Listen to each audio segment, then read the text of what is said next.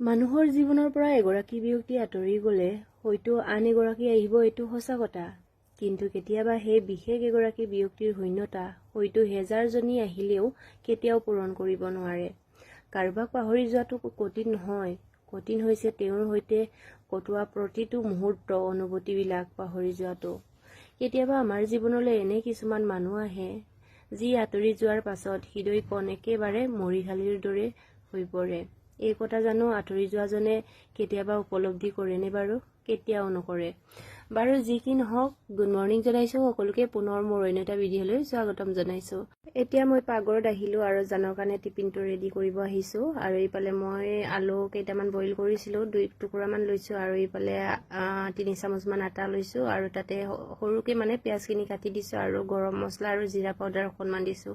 বহুত বেছি মছলা দিয়া নাই, আপোনালোকে যদি বেছি মছলা দি খাই ভাল পায় তেনেহ'লে দিব পাৰে। আৰু এইটো আলু পৰাঠা বুলিও ক'ব পাৰি।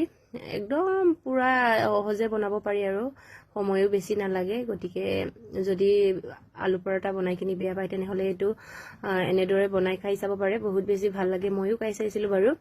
আৰু এনেকৈতো ফল মূল দিলেতো নাখায়েই, ভাবিছোঁ বেলেগ বেলেগ মানে ৰেচিপি বনাই কিনি দি দিওঁ আৰু খাই নে নাখায় ক'ব নোৱাৰোঁ। আপোনালোকে বাৰু মোৰ ভিডিঅ'বোৰ ক'ৰ পৰা চাই কমেণ্ট বক্সত কমেণ্ট এটা কৰি জনাব দেই। আৰু ভিডিঅ'টো কেনেকুৱা পালে এইটো কমেণ্ট এটা কৰি জনাব।